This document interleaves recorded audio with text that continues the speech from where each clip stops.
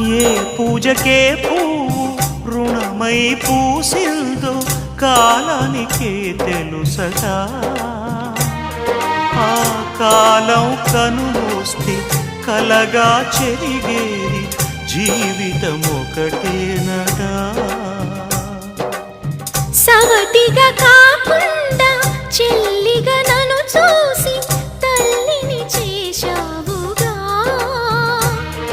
ఈ పారాణి పాదాలు సేవించినా గాని రుణమే తీరదుగా. ఇది కలకాలమై ఉండగా